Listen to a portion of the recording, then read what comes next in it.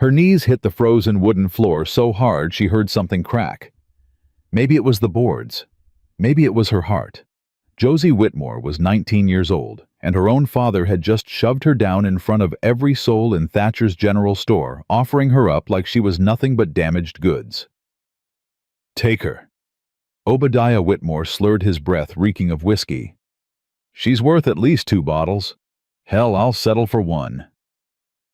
That was the day Josie learned her price, and the day a stranger decided she was worth more than any man could pay. Stay with me until the very end of this story. Subscribe to my channel and comment below. Tell me what city you're watching from. I want to see how far Josie's journey travels across the world. Bitter Creek, Wyoming Territory. December 1878. The cold bit through Josie's thin dress like teeth. She'd known something was wrong the moment her father grabbed her wrist that morning. His grip was too tight. His eyes were too wild. And the way he'd dragged her 3 miles through the snow without saying a word, that silence scared her more than any of his drunken rages ever had. "Pa, where are we going?" He didn't answer, just kept walking, his fingers digging into her arm hard enough to leave bruises. "Pa, please, Ma's medicine. We were supposed to get Ma's medicine today. The fever's getting worse, and she can't—" "Shut your mouth, girl!" Josie shut her mouth. She'd learned years ago that arguing with Obadiah Whitmore when he got like this only made things worse. So she stumbled along beside him, her worn boots slipping on the icy road, her breath fogging in the bitter December air. Bitter Creek appeared through the swirling snow like a ghost town. A handful of buildings huddled together against the cold, the church with its crooked steeple, the saloon that never closed, and Thatcher's General Store where Josie had bought thread and sugar and hope on better days. Today it looked like a courthouse. Inside. Obadiah shoved her toward the door. "And keep your head down. Don't want nobody thinking you're worth more than you are." The store was warm. That was the first thing Josie noticed, the heat from the pot-bellied stove wrapping around her frozen skin like a blessing. The second thing she noticed was the crowd. 6 townspeople had sought shelter from the cold. Mrs. Patterson was examining bolts of fabric near the window. The Dawson brothers lounged by the stove playing cards on a barrel top. Old Cornelius Thatcher stood behind his counter, his weathered face creased with suspicion the moment he saw who'd walked through his door. Everyone knew Obadiah Whitmore. Everyone knew what he'd become. Corny. Obadiah released Josie's wrist and swaggered toward the counter, his gait unsteady. "I need supplies, flour, salt, and whatever whiskey you got that ain't watered down." Cornelius's jaw tightened. "You got money, Obadiah, 'cause your credit's been dead longer than your reputation." "I got something better than money." Josie felt the words before she understood them. Felt her father turn, felt his hand close around her arm again, felt herself being yanked forward like a dog on a chain. "I got her." The store went silent. Even the fire seemed to stop crackling. Josie's face burned as every eye in the room turned toward her. She could feel their stares, curious, pitying, disgusted. She kept her gaze fixed on the floor, counting the scuff marks on the wooden boards, trying to disappear into herself. "Obadiah." Cornelius's voice dropped low. "What in the name of God Almighty do you think you're doing?" "Making a trade, fair and square." Obadiah shook Josie's arm like he was showing off livestock at auction. "One girl, 19 years old, strong back, good teeth, knows how to cook, clean, sew, all that woman stuff. Take her off my hands, and we'll call my debt even. You can't sell what's mine." Obadiah laughed, and it was the ugliest sound Josie had ever heard. "She's my daughter Corny. I made her. I fed her. I kept a roof over her worthless head for 19 years. Seems to me I'm owed something for all that trouble." Mrs. Patterson pressed a hand to her mouth. One of the Dawson brothers muttered something under his breath. Cornelius gripped the edge of his counter so hard his knuckles went white. And Josie. Josie just stood there. Because what could she say? What could she do? Her father was right. She had no money, no property, no rights that any court would recognize. In the eyes of the law, she was barely more than the livestock he compared her to. Please! The words scraped out of her throat, small and broken. Pa, please don't do this. Ma needs me. She's burning up with fever, and if I'm not there to... Your ma's the reason we're in this mess. Obadiah's grip tightened until Josie gasped in pain. Useless woman can't even stay healthy, and you... He shoved her, and Josie stumbled, her foot catching on a loose board. She went down hard. Her knees cracked against the frozen wood. Her palms slammed flat splinters, driving into her skin. And still she didn't cry out, because she'd learned long ago that crying only made him angrier. 19 years. Obadiah spat, standing over her. 19 years I put food in your mouth and clothes on your back. And what do I get? Nothing. Not a single thing. You're just deadweight girl. Always have been. That's enough. The voice came from behind them. Quiet. Steady. Cold as the wind outside. Josie didn't look up. She couldn't. Her vision was blurring, her chest heaving with the effort of holding back sobs. But she heard boots on the floorboards, heard the crowd shift and murmur, heard her father's sharp intake of breath. Who the hell are you? Name's Nathaniel Calloway. Ranch about 15 miles north. A pause. And I'm telling you to let that girl up. This ain't your business, Calloway. You made it everyone's business the moment you dragged her in here. Josie felt a presence beside her, felt someone crouched down entering her field of vision. She saw worn boots, faded canvas pants, a hand extended toward her calloused scarred across the knuckles, steady as stone. Miss. The voice was gentler now, meant only for her. Can you stand? She looked up. The man kneeling beside her had a face carved by hard years, weathered skin, a jaw that looked like it had been set in iron-gray eyes that held more sorrow than she'd ever seen in a single pair. Silver threaded through his dark hair at the temples. A scar cut across his left cheek, disappearing into his collar. He looked like a man who'd buried more than his share of hopes. Josie's voice wouldn't work. Her legs wouldn't move. Take your time. He didn't touch her, didn't grab her arm the way her father did, just kept his hand extended, waiting. Whenever you're ready. Get away from her. Obadiah lurched forward, but one of the Dawson brothers stepped into his path, whether to help or just to see what happened next, Josie couldn't tell. She's my property, Calloway. You got no right. She's a human being. Nathaniel's voice stayed level, but something dangerous moved beneath the surface. Not property, not livestock, and she sure as hell isn't yours to sell. He stood slowly, putting himself between Josie and her father. He was taller than Obadiah by half a head, and broader across the shoulders. But it wasn't his size that made the difference. It was the way he held himself, like a man who'd seen violence, who knew how to deliver it, who was perfectly willing to do so if pushed. Now here's what's going to happen, Nathaniel said, and his voice filled the room without rising at all. I'm going to pay Corny here for whatever supplies your family needs. Medicine, food, whatever it takes. And then I'm going to walk out of this store. And your daughter, he glanced back at Josie still on her knees, is going to decide for herself whether she comes with me or stays with you. She doesn't get to decide. She does today. Obadiah's face went purple. His hands clenched into fists at his sides. For a long moment, Josie thought he might actually swing at this stranger, might start a brawl right here in Thatcher's store. But something in Nathaniel's eyes made him hesitate. You're making a mistake, Obadiah hissed. She's worthless. Can't do nothing right. You'll regret this inside a week. That's my concern, not yours.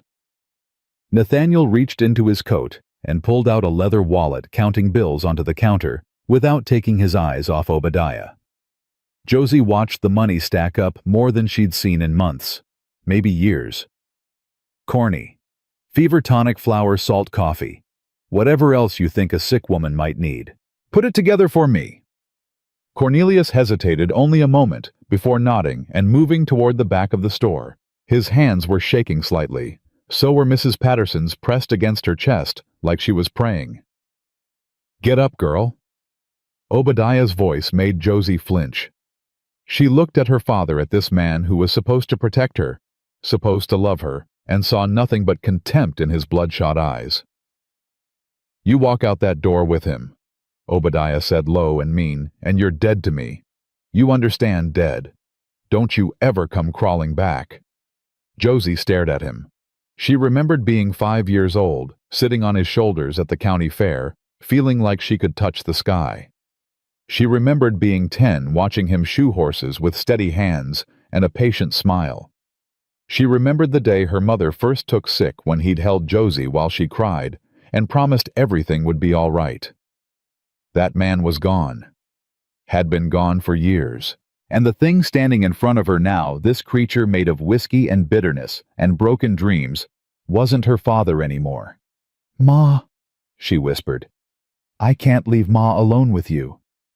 Your Ma's dying anyway. Ain't nothing you can do about that." The words hit Josie like a fist to the chest.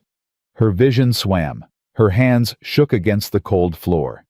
And then a different hand entered her sight. That same scarred hand extended once more, waiting with impossible patience. "Miss." Nathaniel's voice was quiet. "The medicine's for your mother. Whether you come with me or not, you're taking it to her. That's a promise." Josie looked at the hand, looked at the man behind it, looked at the father who'd just told her she was worthless dead weight, not worth keeping. She made her choice. Her fingers closed around Nathaniel's palm. His grip was warm and firm as he helped her to her feet, his other hand steadying her elbow when she swayed. He didn't grab, didn't pull, didn't hurt. He just helped. "Breathe," he said quietly. "You're all right now." But she wasn't all right.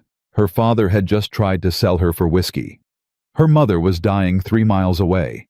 And this stranger, this man she'd never met, had just paid for her like she was something to be bought.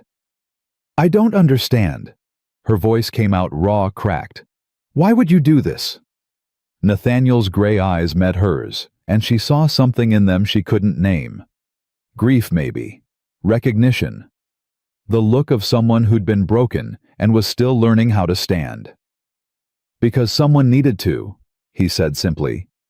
"And I was here." Cornelius returned with a burlap sack full of supplies, bottles of medicine clinking against flour and coffee. He set it on the counter carefully, his eyes full of something that might have been shame. "Should have done something," the old man muttered. "Should have stopped him sooner. I'm sorry, girl. I'm so sorry." Josie couldn't respond. Her throat had closed up entirely. Nathaniel picked up the sack like it weighed nothing. "I've got a wagon outside. We'll take these to your mother. Make sure she's settled. Then—" He paused. "We talk. About options. About what comes next." "She ain't got options," Obadiah sneered from across the store. "She's got nothing. She is nothing. Just like her mother. Just like—" "One more word."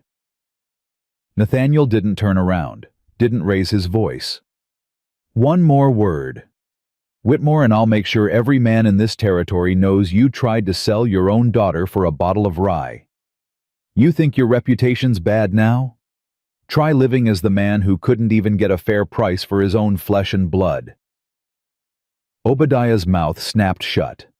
The silence stretched thick and heavy as the snow outside. Then Nathaniel walked toward the door, the supply sack over one shoulder, his free hand hovering near Josie's back without quite touching her, guiding her, protecting her, giving her space to move on her own terms. At the threshold, Josie stopped. She turned back to look at her father one last time. He stood in the middle of Thatcher's store, surrounded by townspeople who couldn't meet his eyes. A man who'd thrown away everything that ever mattered for the bottom of a bottle. "You're wrong," she said. Her voice was quiet, steady, stronger than she felt. "I'm not worthless. I'm not nothing, and I'm going to prove it." She walked out into the cold. The wagon was waiting at the end of the street, a sturdy thing built for hard weather, with a patient gray horse stamping in the snow. Nathaniel helped Josie up onto the bench seat, then climbed up beside her and took the reins. "Which way to your mother?" "South. 3 miles past the creek bed. The old Jennings place." He clicked his tongue and the horse started moving. They rode in silence through the falling snow. Josie clutched the medicine bottles against her chest like they were made of gold, her mind spinning with everything that had just happened. An hour ago, she'd been walking to town to buy supplies. Now she was riding away with a stranger, her father's curses still ringing in her ears, her whole life turned upside down. "You're shaking." She looked up to find Nathaniel watching her concern creasing his weathered face. "I'm fine." "You're lying." Despite everything, a laugh tried to escape her throat. It came out more like a sob. "I suppose I am." He reached behind the seat and pulled out a thick woolen blanket, draping it over her shoulders without asking permission. "Shock does that. Makes everything feel unreal, like you're watching yourself from far away." "You sound like you know." "I do." He didn't elaborate, just turned his eyes back to the road, guiding the wagon through the drifting snow with practiced ease. Josie studied his profile, the hard line of his jaw, the scar on his cheek, the way his hands held the reins like he'd been born to them. "You're a rancher," she said finally. 15 miles north." "That's right." "Cattle?" "Horses mostly, some cattle. Enough to keep busy." "And you just happened to be in town today?" "Needed supplies, salt for the horses, coffee for myself." He paused. "Sometimes God puts you where you need to be, even when you don't know why." Josie turned that over in her mind. God hadn't put her anywhere good in a long time. But maybe he'd put Nathaniel Calloway in Thatcher's store at exactly the right moment. Or maybe it was just luck. She wasn't sure she believed in either anymore. "You said something about options," she ventured. "About what comes next." "I did." "What did you mean?" Nathaniel was quiet for a long moment. The wagon wheels creaked through the snow. The horse's breath fogged in the cold air. "I've got a ranch that's falling apart," he said finally. 3 children who haven't smiled in 8 months. A house that hasn't felt like a home since my wife died. He glanced at her. "I'm not offering charity, Miss Whitmore. I'm offering work. Room, board, fair wages. Help me hold things together and I'll help you build something new." "Your wife died." "In February, childbed fever. Took the baby too." "I'm sorry." "So am I." They rode on. The old Jennings place appeared through the snow like a bad dream, a shack barely holding itself together, roof patched with whatever scraps could be found. Windows covered with oiled cloth instead of glass. Smoke trickled from the crooked chimney, the only sign of life. "This is where you live," Nathaniel said. Not a question. "Yes." He didn't comment, just set the brake and climbed down, coming around to help Josie from the wagon. His hands were gentle, respectful, nothing like her father's. "I'll come with you," he said. "In case." "Chewy." He didn't finish the sentence. He didn't need to. Josie pushed open the door. The interior was dark and stifling, heated by a dying fire that barely kept the cold at bay. In the corner, on a straw mattress covered with threadbare quilts, a thin figure stirred. "Josie." The voice was weak, thready. "Baby, is that you?" "It's me, Ma." Josie rushed to her mother's side, kneeling on the dirt floor, reaching for the frail hand that emerged from the blankets. "I brought medicine, real medicine from Thatcher's store." Margaret Whitmore's eyes were fever-bright but clear. She'd been beautiful once Josie had her mother's red-brown hair, her green eyes, her stubborn chin. Now she looked like a ghost, worn down by sickness and sorrow, and a husband who'd stopped caring. "How did you—" Margaret's gaze moved past Josie to the doorway where Nathaniel stood with the supply sack. "Who—" "This is Mr. Calloway, Ma. He helped us. He paid for everything. Why? The question hung in the air. Nathaniel set the supplies on the rickety table and removed his hat, a gesture of respect that made Margaret's eyes widen slightly. Because your daughter deserved better than what she was getting, ma'am. And because I have children who need someone to care for them the way she obviously cares for you. Margaret studied him for a long moment. Then her gaze returned to Josie Sharp with understanding. What did your father do? Josie couldn't answer. The words stuck in her throat like stones. He tried to sell her, Nathaniel said quietly. In Thatcher's store, in front of half the town. Margaret closed her eyes. A single tear slid down her hollow cheek. Oh, baby. Oh, Josie. I'm so sorry. I should have gotten us out years ago. Should have fought harder. Should have... Mama, no. Josie squeezed her mother's hand. This isn't your fault. None of this is your fault.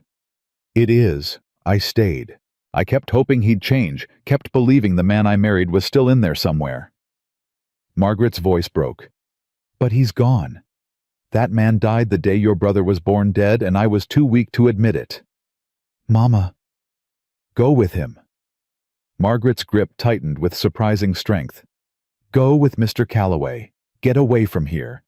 Get away from your father before he destroys you the way he destroyed himself. I can't leave you. You have to. No. Josie shook her head fiercely. I won't. I'll stay. I'll take care of you. Josie. Her mother's voice was gentle but firm. I'm dying. We both know it. That medicine might buy me another week, maybe two, but it won't change what's coming. She reached up to touch Josie's face. The only thing I want now, the only thing I've ever wanted, is for you to have a life. A real life. Somewhere you're safe. Somewhere you're valued. I can't just... You can. You will. Margaret looked past her daughter to Nathaniel. Mr. Calloway, I don't know you. I don't know if you're a good man or just a man who did a good thing today. But I'm asking you. Her voice cracked. I'm begging you. Take care of my girl. Help her find her worth. She's got so much to give. So much strength. So much love. Don't let her father's poison convince her otherwise. Nathaniel moved closer, his hat still in his hands. Ma'am, I give you my word. Your daughter will have a safe place with me. Fair wages, honest work, her own room with a lock on the door. She can visit you whenever she wants. She can send money for medicine. And if... He paused. When you're ready, you'd be welcome at my ranch too. I've got space. Margaret smiled a real smile, tired but genuine. You're a kind man, Mr. Calloway. I can see it in your eyes. She turned back to Josie. Go, baby. Live for both of us. Josie felt something break inside her chest. Not her heart that had already been shattered. Something deeper. Some last thread of hope that things could go back to the way they were. That thread snapped, and she was finally free. I'll come back, she whispered, pressing her forehead to her mother's. Every week, I'll bring money, medicine, food. I won't abandon you. I know you won't. Margaret kissed her daughter's cheek. My brave girl. My strong, beautiful girl. Josie stayed there for a long moment, breathing in her mother's scent, lavender and wood smoke, and something sour, underneath the smell of sickness that wouldn't let go. Then she forced herself to stand. The medicine, she said, her voice barely working. I should give her the medicine before we go. She measured out the fever tonic with shaking hands, helped her mother drink it, tucked the blankets tighter around her frail frame. Nathaniel waited by the door, silent and patient, giving them whatever time they needed. Finally, there was nothing left to do. I love you, Mama. I love you too, baby. Now go. Build something beautiful. Josie walked out of the shack that had been her prison for 3 years. She climbed into Nathaniel Calloway's wagon without looking back. And as they rode away through the falling snow, she let herself cry for the first time. Not from shame, not from fear, from something that felt almost like hope. The wagon ride to Nathaniel's ranch took 3 hours through snow that wouldn't stop falling. Josie didn't speak. Neither did he. But somewhere between her mother's shack and the open range, she stopped crying and started thinking. About what she'd left behind. About what she was riding toward. About the man beside her who'd paid for her freedom without asking anything in return. "You said 3 children." She finally managed, her voice raw from tears. "That's right." "How old?" Nathaniel kept his eyes on the road. "Samuel's 13. Benjamin's 9. Ruth just turned 6 last month. And their mother, your wife, she died in February. Childbed fever. Took her and the baby both." "What was her name?" He was quiet for so long Josie thought he wouldn't answer. Then, Miriam. Her name was Miriam. The way he said it, like it still hurt to shape the word, told Josie everything she needed to know about how much he'd loved her. "The children?" she said carefully. "How are they handling it?" "They're not." Josie waited. "Samuel's angry at the world. Blames God, blames me, blames anyone he can reach. Benjamin's gone quiet, used to chatter all day long, now I'm lucky if I get 10 words out of him before supper. And Ruth." His jaw tightened. "Ruth hasn't spoken since the funeral. Not one word in 8 months. Not one word. Doc says there's nothing wrong with her throat. Says it's grief locked up inside her so tight she can't let it out." He glanced at Josie. "I'm telling you this so you know what you're walking into. These aren't easy children right now. They're hurting, and hurt people hurt others." "I understand. Do you?" "Mr. Calloway, I've been hurting my whole life. I know what it looks like from the inside." Something shifted in his expression. Not quite a smile, but close. "Reckon you do at that." They crested a hill, and Josie saw the ranch spread out below them. Even through the falling snow, she could make out the house, 2 stories solid wood, a wide porch wrapped around the front. A barn stood nearby, big enough to shelter dozens of horses. Fences ran in neat lines across the property, disappearing into the white distance. It looked like a real home. The kind she'd dreamed about as a little girl, before dreams became luxuries she couldn't afford. "It's not much," Nathaniel said, misreading her silence. "Needs work. Miriam always wanted me to paint it, but I never got around to it, and now it's beautiful." He looked at her sharply, like he was checking to see if she was mocking him. Whatever he saw in her face made his shoulders relax slightly. "Let's hope the children agree with you." They didn't. The moment the wagon rolled into the yard, 3 figures emerged from the barn. Josie's first impression was of smallness. Even Samuel, tall for 13, seemed diminished somehow, hunched in on himself, like he was trying to take up less space. Benjamin hung back in his brother's shadow, watching with wary eyes. And Ruth. Ruth wasn't looking at Josie at all. She was staring at the ground, her small hands fisted in her coat, her blonde braids hanging limp and tangled. "Children." Nathaniel climbed down from the wagon and extended his hand to help Josie. "This is Miss Whitmore. She's going to be staying with us for a while, helping around the house." Silence. Samuel's eyes raked over Josie, taking in her threadbare dress, her worn boots, the red marks on her wrist where her father had grabbed her. His lip curled. "We don't need help." "Samuel. We've been managing fine on our own. We don't need some stranger coming in here trying to—" "That's enough!" Nathaniel's voice cracked like a whip. Samuel flinched, and for just a moment, Josie saw the scared boy underneath all that anger. Then the mask slammed back into place harder than before. "Whatever," Samuel muttered. "Do what you want. You always do." He turned and stalked toward the house, slamming the door hard enough to rattle the windows. Benjamin watched his brother go, then looked at Josie with something that might have been apology. "He's not usually this bad," he said quietly. "He's just hurting," Josie finished. "I know." Benjamin blinked, surprised. Then he nodded once and followed his brother inside, leaving only Ruth standing in the snow. The little girl still hadn't looked up, hadn't moved, hadn't made a sound.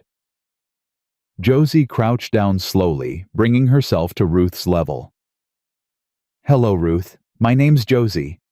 I'm going to be helping your papa take care of things around here." "Nothing. You don't have to talk to me if you don't want to. I just wanted to say hello." Still nothing. Josie straightened up and looked at Nathaniel, who was watching his daughter with an expression of helpless grief that made Josie's chest ache. "Give her time," Josie said softly. "Grief doesn't follow a schedule." 8 months. I know. The doc says.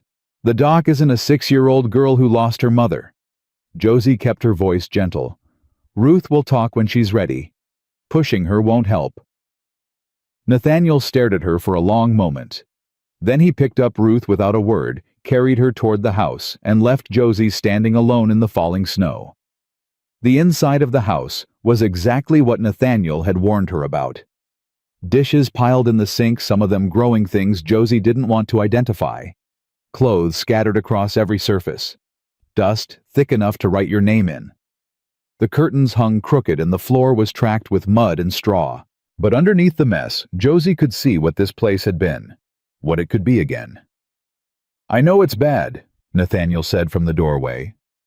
"I've been trying to keep the ranch running and take care of the children, and something had to give. Usually it's the housework." "It's fine." Josie rolled up her sleeves. "It just needs attention. You don't have to start tonight. You've been through... I need to do something." She cut him off. "I need to keep my hands busy, or I'm going to start thinking about..." She stopped, swallowed hard. "Please, let me work." He understood. She saw it in his eyes, that recognition of someone running from their own thoughts, trying to outpace grief through sheer physical motion. "Kitchen's through there. Bedroom's upstairs. Your room is the one at the end of the hall. It was the guest room, but it's yours now. Lock on the door." "Thank you." "Don't thank me yet. You haven't met Samuel when he's really angry." Josie started with the dishes, heating water on the stove and scrubbing each plate until it shone. She was elbow-deep in soapy water when she felt eyes on her back. Benjamin stood in the doorway watching her work with that same wary expression from earlier. "You can come in," Josie said without turning around. "I don't bite." He edged into the kitchen, keeping close to the wall.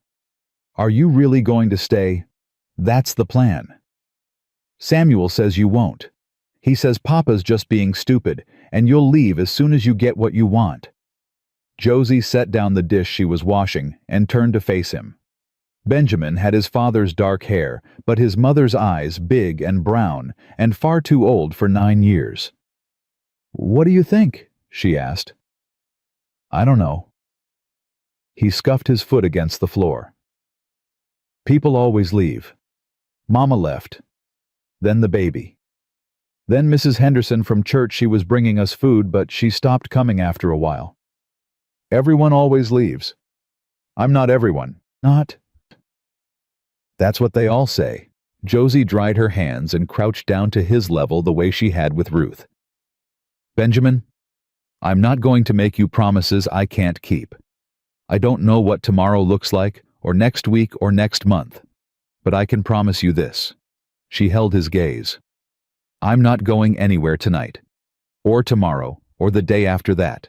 And every day I'm here, I'm going to do my best to take care of you, and your brother, and your sister. Is that enough for now?" Benjamin considered this with the seriousness of a much older child. Then he nodded slowly. "I guess so." "Good. Now," she stood up. "Can you show me where your father keeps the broom?" Benjamin showed her the broom, and the dustpan, and the bucket for mopping. And slowly, hesitantly, he started helping, sweeping up crumbs, while Josie scrubbed the floor, stacking dishes, while she washed, answering her quiet questions about where things went and how his mother used to organize the pantry. By the time supper rolled around, the kitchen was clean for the first time in months. Samuel refused to come down. "He's being stubborn," Benjamin reported, sliding into his seat at the table. "I told him you made stew, but he said he'd rather starve." He won't starve. Nathaniel sat at the head of the table, Ruth perched silently beside him. He'll come down when he's hungry enough. Josie set out bowls of the stew she'd cobbled together from the supplies Nathaniel had bought: beef and potatoes and carrots. Nothing fancy, but hot and filling. She'd made biscuits too, from a recipe her mother had taught her years ago. "Smells good," Benjamin said, and for the first time, something like warmth crept into his voice. Ruth picked up her spoon but didn't eat. She just stared at the stew, her small face blank and distant. "You need to eat something, sweetheart," Nathaniel said gently. Ruth didn't respond. "Ruth, please." Still nothing. Josie watched this exchange, her heart breaking for both of them. The father who didn't know how to reach his daughter.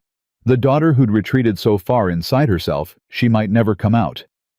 "Ruth," Josie said quietly, "you don't have to eat it all. But do you think you could try 3 bites? Just 3, that's all I'm asking." The little girl looked up for the first time since Josie had arrived. Her eyes were the same gray as her father's, but where Nathaniel's held sorrow, Ruth's held nothing at all.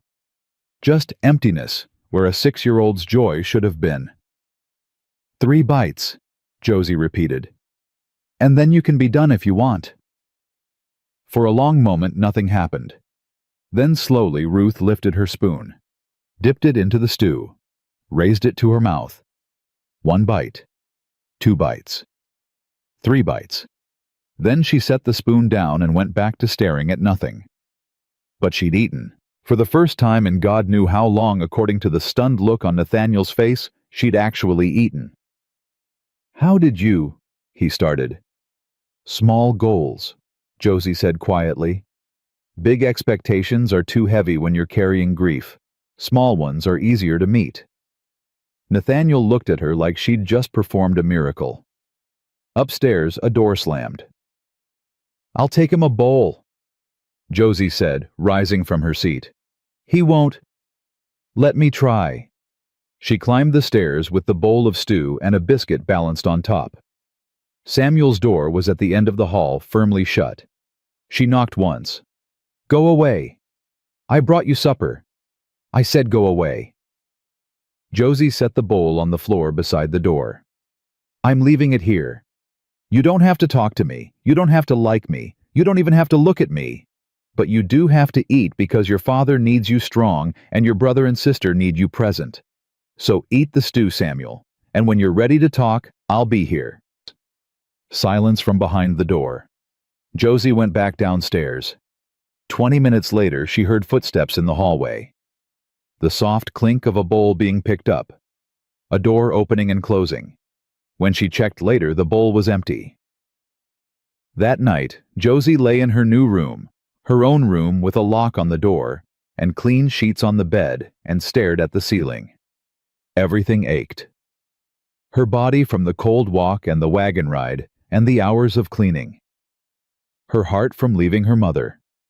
Her mind from trying to process the impossible fact that her life had completely changed in the span of a single day.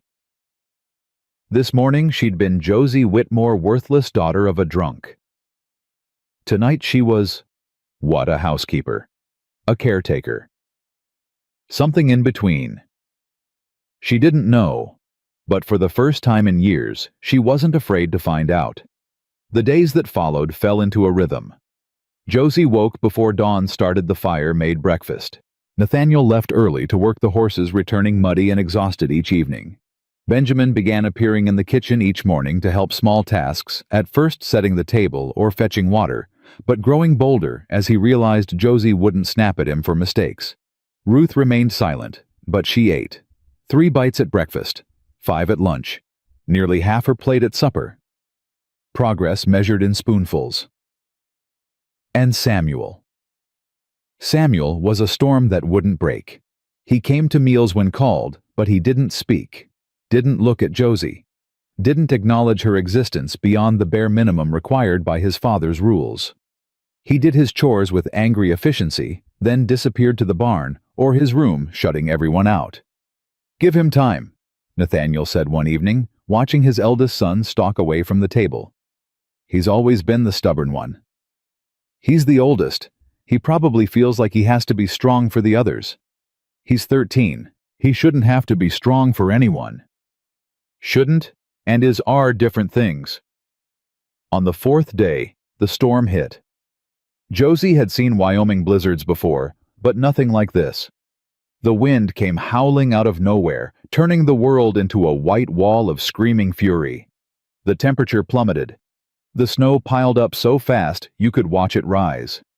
Nathaniel was in the barn when it started tending to a mare about to foal. He didn't come back for dinner. He didn't come back as darkness fell. And when full night arrived with no sign of him, Josie started to worry. "Papa's fine," Benjamin said, but his voice shook. "He knows what he's doing." "I'm sure he does." Josie kept her own voice steady. "But I'm going to check on him anyway. You three stay here. Don't open the door for anyone but me or your father." "I'm coming with you," Samuel said. Josie turned to find him standing in the kitchen doorway, his jaw set with that familiar stubbornness, but this time directed at her, not against her. "Samuel. He's my father. I'm coming." Something shifted in Josie's chest. This angry boy who'd barely looked at her in 4 days was willing to walk into a blizzard for his father. "All right," she said, "but you stay close. And if I tell you to go back, you go back. Understood?" "Understood." The cold hit them like a wall. Josie couldn't see 3 feet in front of her face. She grabbed Samuel's arm. He flinched but didn't pull away, and together they fought their way toward the barn, the wind tearing at their clothes and stealing their breath. The barn door was frozen shut. "Help me!" Josie shouted over the wind. Samuel threw his weight against the door beside her. Once. Twice. On the third try, it burst open and they tumbled inside. Nathaniel was on the ground. The mare was standing over him, wild-eyed and frightened, her sides heaving with contractions, and Nathaniel wasn't moving. "Papa!" Samuel ran to his father, dropping to his knees in the hay. "Papa, wake up! Please, Papa, please!" Josie was already checking for injuries. A gash on Nathaniel's forehead bleeding sluggishly. A bruise forming along his temple. He must have been kicked, the mare was panicking, and he'd gotten too close. "He's breathing," she said quickly. "Samuel, he's breathing. He's just unconscious. We have to get him to the house. We can't move him in this storm. We'd all freeze." Josie's mind raced. "We need to keep him warm and wait it out here." "But the mare—" The mare screamed a sound of pain and fear that made both of them jump. Her legs buckled, and she went down hard, thrashing in the hay. "She's foaling," Samuel breathed. "She's foaling and Papa's hurt and— Samuel!" Josie grabbed his shoulders and made him look at her. "I need you to stay with your father. Keep him warm. Keep pressure on that wound. Can you do that? What are you going to do? Help the mare? Do you know how—" "No," Josie admitted. "But I'm going to try anyway." The next hour was the longest of Josie's life. She'd never delivered a foal before. She'd watched her father shoe horses years ago before the drinking got bad, but that was different. This was blood and screaming and a panicked animal that could kill her with one misplaced kick. But she talked to the mare the way she'd talked to Ruth, quiet and steady, making no sudden movements, asking nothing except that she keep breathing. "Easy, girl. Easy. I know it hurts. I know you're scared. But you're going to get through this. You're going to be fine." The foal came wrong legs tangled, stuck halfway. Josie had to reach in and turn. It had to feel the mare's muscles clamping down on her arm, had to ignore the pain and the fear and the certainty that she was doing everything wrong. "Come on," she whispered. "Come on, baby. You can do this." One final push. The foal slid out in a rush of blood and fluid, landing in the hay with a wet thump. For one terrible moment, it didn't move. Then it sneezed, shook its head, and tried to stand on legs that were all knees and no coordination. The mare lifted her head and made a soft sound, not a scream this time, but something gentler, something like wonder. "You did it," Josie breathed. "You did it, girl. You're a mother." Behind her, Samuel was crying. Josie turned to find him still kneeling beside Nathaniel, tears streaming down his face, his hands red with blood from keeping pressure on his father's wound. "He won't wake up," Samuel choked out. "I keep calling him and he won't wake up, and I can't. I can't lose him too. I can't." Josie was beside him in an instant. She pressed her fingers to Nathaniel's throat, felt his pulse beating strong and steady beneath her touch. "He's going to be fine," she said firmly. "Head wounds bleed a lot, but they look worse than they are. He's going to have a headache like nothing else when he wakes up, but he's going to wake up, I promise." "How do you know?" "Because he's too stubborn to leave you." She managed a small smile. "I've only known him 4 days, and I can already tell that much." Samuel let out a sound that was half laugh, half sob. "He is stubborn. Mama always said—" He stopped, swallowed hard. "Mama always said he was the most stubborn man in Wyoming." She sounds like she knew him well. She did. They used to argue about everything, what to have for supper, whether to paint the house, how to train the horses. Samuel wiped his face with his sleeve. But they never really fought. Not angry fighting. It was more like a game they played. Like they just liked disagreeing with each other. "That's love," Josie said softly. "Finding someone whose stubbornness matches yours." Samuel was quiet for a moment. Then, so quietly, she almost didn't hear it. "I'm sorry I was mean to you." "You weren't mean. You were scared." "Same thing sometimes." "Maybe. But being scared doesn't make you bad, Samuel. It just makes you human." He looked at her with those wounded eyes, so much pain for someone so young. "Do you think she's watching Mama? Do you think she knows we're okay?" "I think if anyone could find a way to watch over their children from heaven, it would be a mother." Josie brushed the hair back from Nathaniel's forehead. "And I think she'd be proud of you, standing out in a blizzard to help your father. That takes courage." "Or stupidity. Sometimes they're the same thing." Nathaniel groaned.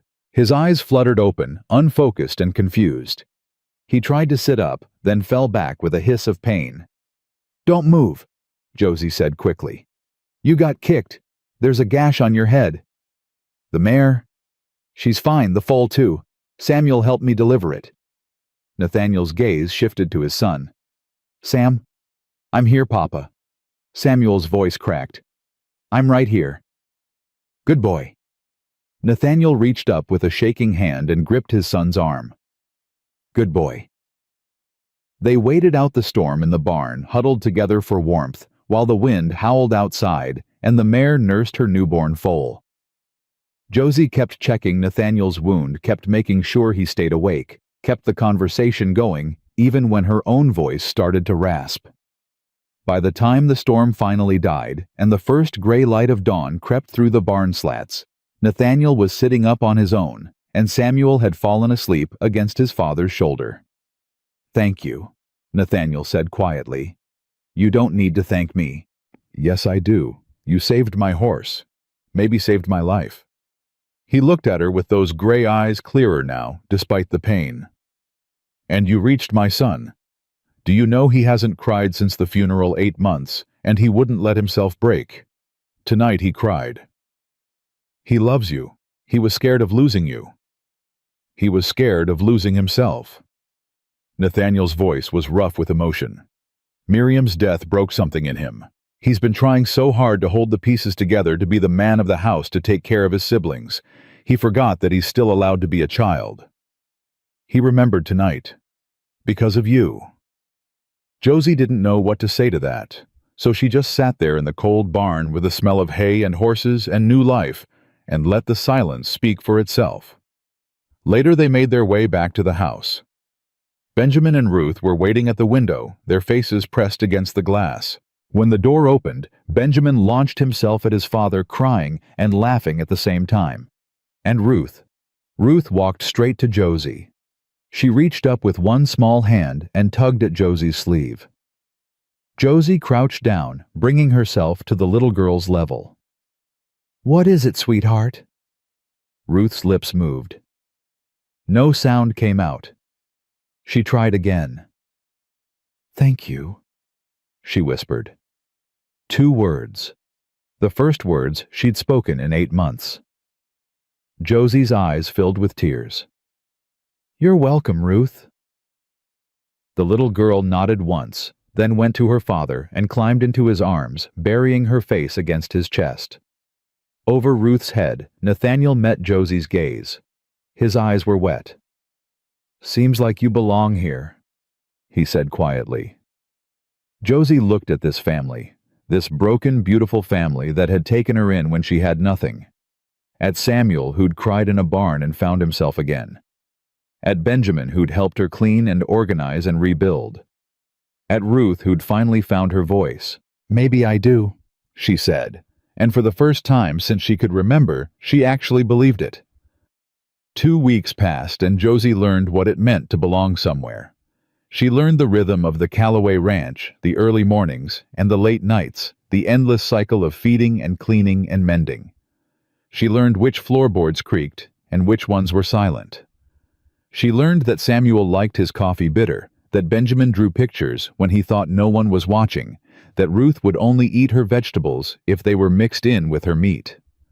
She learned that Nathaniel watched her when he thought she wasn't looking, and she learned slowly that the ache in her chest wasn't just grief anymore. It was something else, something that scared her more than her father ever had. "Miss Josie." She looked up from the bread she was kneading to find Ruth standing in the kitchen doorway. The little girl had started talking more in the past 2 weeks. Not much, just a few words here and there, but each one felt like a gift. "What is it, sweetheart?" "Can you braid my hair like Mama used to?" Josie's hands stilled in the dough. She looked at Ruth, at this small, wounded child who had chosen to trust her, and felt something crack open in her chest. "Of course I can. Come here." Ruth crossed the kitchen and climbed onto the chair beside her. Josie wiped her hands on her apron and began working through the tangles in Ruth's blonde hair, gentle as she could manage. "Your mama braided your hair every morning." Ruth nodded. "She said braids kept the wild things out." The wild things. The bad dreams. The scary thoughts. "She said if you braid your hair tight, they can't get in." Josie's throat tightened. "That's a beautiful idea." "Do you have wild things, Miss Josie?" The question hit her harder than she expected. She thought about her father's hands on her arms, shoving her to her knees. She thought about her mother dying in that shack alone, except for memories. She thought about the look in Nathaniel's eyes when he watched her across the dinner table. "Sometimes," she admitted. "Everybody has wild things, Ruth. The trick is not letting them win." "How do you not let them win?" "You find people who help you fight them. People who make the wild things smaller just by being there." Ruth considered this with the gravity only a 6-year-old could muster. Then she said, "You make my wild things smaller." Josie's hands trembled as she finished the braid. "You make mine smaller too, sweetheart." The kitchen door banged open. Samuel stood there, chest heaving, face white as the snow outside. "Miss Josie, you need to come, now." "What's wrong?" "Someone's here, from town. They're asking for you." Josie's blood ran cold. She followed Samuel out to the front porch. Ruth's small hand clutched in hers. A man on horseback waited in the yard. Deputy Carson from Bitter Creek, his badge glinting in the winter sun. "Miss Whitmore." "That's me." "Got a message for you." Carson shifted in his saddle, uncomfortable. "Your mother took a bad turn 2 days ago. Doc did what he could, but—" He paused, and Josie knew what was coming before he said it. "I'm sorry, miss. She passed this morning." The world tilted. Josie heard Ruth say something, felt Samuel's hand on her arm, saw Deputy Carson's mouth moving, but none of it registered. All she could think was, I wasn't there. I wasn't there when she needed me. I left her alone, and now she's gone. Miss Whitmore, are you all right?"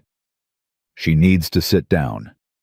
Nathaniel's voice coming from somewhere behind her. his hands on her shoulders, guiding her to the porch steps. "Sam, get her some water. Ruth, go find Benjamin." "But Papa—" Now Ruth. The children scattered. Josie sat on the cold wooden steps and stared at nothing, her mind a white blank of grief. "Josie." Nathaniel crouched in front of her, his gray eyes searching her face. "Josie, look at me." She looked at him. "I'm sorry. I'm so sorry. I should have been there. There was nothing you could have done. I should have been there anyway."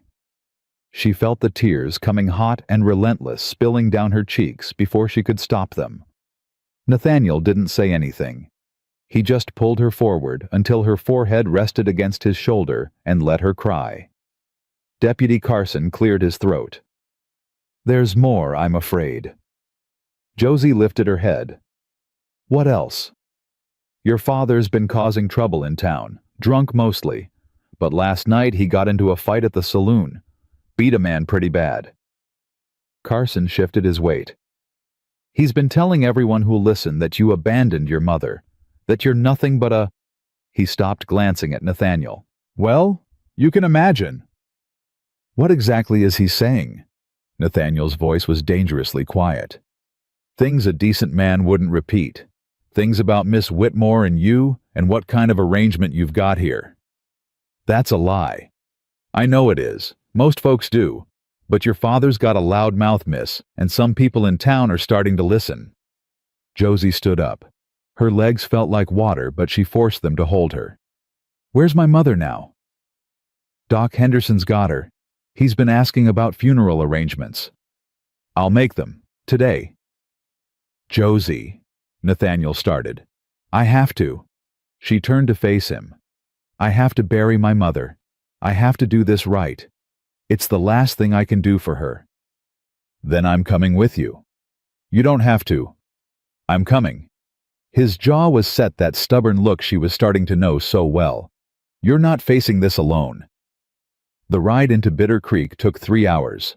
Nathaniel drove the wagon, while Josie sat beside him, wrapped in a blanket that couldn't touch the cold inside her. The children had wanted to come, even Samuel, who'd stood in the yard with his fists clenched, looking like he wanted to fight someone on her behalf. But Nathaniel had been firm. "You stay here. Watch the animals. We'll be back before dark." "But Papa—" "Sam, I need you to be the man of the house while I'm gone. Can you do that?" Something had shifted in Samuel's face. Pride, maybe. Or just the weight of responsibility. "Yes, sir." Now, as the town came into view through the bare winter trees, Josie felt her stomach clench with dread. She hadn't been back since the day Nathaniel had taken her away. Hadn't seen her father since he'd shoved her to her knees and tried to sell her for whiskey. "Whatever happens," Nathaniel said quietly, "I'm right beside you." "What if he's there at the funeral?" "Then we deal with him together." Doc Henderson's office was a small building near the church. He met them at the door with kind eyes and a weary face. "Miss Whitmore, I'm so sorry about your mother. She was a good woman." "Thank you. Can I—" Josie's voice caught. "Can I see her?" "Of course. She's in the back. I've got her cleaned up and ready for viewing." Josie walked into the back room alone. She'd asked Nathaniel to wait, needed this moment to be just her and her mother one last time. Margaret Whitmore lay on a narrow table, her hands folded across her chest, her face peaceful, in a way it hadn't been in years. Someone Doc Henderson probably had brushed her hair and dressed her in a clean white gown. She looked like she was sleeping. "Oh, Mama." Josie sank into the chair beside the table and took her mother's cold hand. The tears came again, but quieter this time, grief washing through her in waves instead of floods. "I'm sorry I wasn't there. I'm sorry I left you. I'm sorry for everything." Silence. "I found a good place, Mama. Good people. There's a man, Nathaniel, he's kind and strong, and he doesn't hurt anyone. And there are children who need me. A little girl who just started talking again, and a boy who draws pictures of birds, and another boy who's so angry, but he's learning to let it go." She squeezed her mother's hand. "I'm building something, Mama. Just like you wanted. I'm building a life." She sat there for a long time talking to her mother about everything and nothing. About the ranch and the children, about the storm and the foal and Ruth's first words. About the way Nathaniel looked at her sometimes, like she was something precious. "I think I might love him, Mama," she whispered. "I know it's too soon. I know I barely know him. But when I'm with him, I feel—" She searched for the word, safe. "I feel safe." A knock on the door made her jump. "Miss Whitmore." Doc Henderson's voice.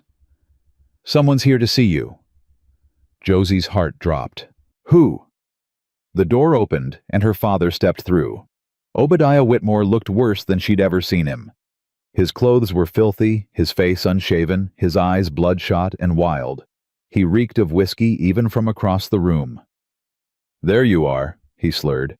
"Come crawling back now that she's dead, huh?" Guilty conscience finally caught up. "Get out." "This is my wife. I got a right to be here." "You lost that right when you stopped caring about her." Obadiah lurched forward, and Josie jumped to her feet, putting the table between them. "You ungrateful little—" he snarled. "I raised you, fed you, kept you alive for 19 years, and this is how you repay me. Running off with some stranger, leaving your mother to die alone. I left because you tried to sell me. I was doing you a favor. You think you're worth more than what I asked. You think you're special." He laughed ugly and mean. "You're nothing, girl. Always have been. Just like your mother. Just like—" "That's enough." Nathaniel stood in the doorway. He didn't raise his voice, didn't move toward Obadiah. But something in his stance, the set of his shoulders, the coldness in his eyes, made Josie's father take a step back. "This ain't your business, Calloway." "You're wrong." Nathaniel stepped into the room, putting himself between Obadiah and Josie. "You made it my business the day you tried to sell her. And you made it worse every day since spreading lies about her through town." "Lies, I'm just telling the truth. Everyone knows what kind of woman goes to live with a widower. Everyone knows what she's really—" Nathaniel moved. Josie didn't see the punch, it was too fast. One moment Obadiah was talking. The next, he was on the ground, blood streaming from his nose. "Get up," Nathaniel said quietly. "You broke my nose, you crazy son of a—" "Get up and walk out of here. Go back to whatever hole you crawled out of. And if I ever hear you say another word about your daughter, I'll make sure you regret it." Obadiah scrambled to his feet, one hand pressed to his bleeding face. His eyes darted between Nathaniel and Josie, calculating, afraid. "This ain't over," he spat. "You think you can just take her from me? She's mine. She'll always be mine." "No." Josie stepped forward, her voice steady despite the trembling in her hands. "I was never yours. I was Mama's. I was my own. And now I'm—" She glanced at Nathaniel, then back at her father. "Now I'm building something you can never touch. You'll come crawling back. When he gets tired of you, when he throws you out like the trash you are, you'll come crawling—" "Leave!" Nathaniel's voice was ice. "Now!" Obadiah left. The silence after the door slammed was deafening. Josie stood frozen, her whole body shaking, the adrenaline leaving her system all at once. "Josie!" Nathaniel was beside her, his hands on her shoulders. "Are you all right? You hit him." He had it coming. "You hit him for me." Something flickered in Nathaniel's eyes. "I'd do a lot more than that for you." Josie stared at him, this man who'd saved her twice now, who'd defended her honor without being asked, who looked at her like she was worth fighting for. "Why?" she whispered. "Because someone should have done it years ago." His thumb brushed her cheek, wiping away a tear she hadn't known she'd shed. "Because you deserve to be protected. Because—" He stopped, swallowed hard. "Because I care about you, Josie. More than I probably should." "Nathaniel, I know it's not the time. I know you just lost your mother and you're grieving, and the last thing you need is—" He stepped back, running a hand through his hair. "I'm sorry, I shouldn't have said anything." "No." Josie caught his arm. Don't apologize, please." They stood there in Doc Henderson's back room, with her mother's body between them and her father's blood on the floor, and something passed between them that words couldn't capture. "After the funeral," Josie said quietly. "After this is done, we should talk." Nathaniel nodded. After the funeral. The burial was held the next morning. Josie had expected a small gathering.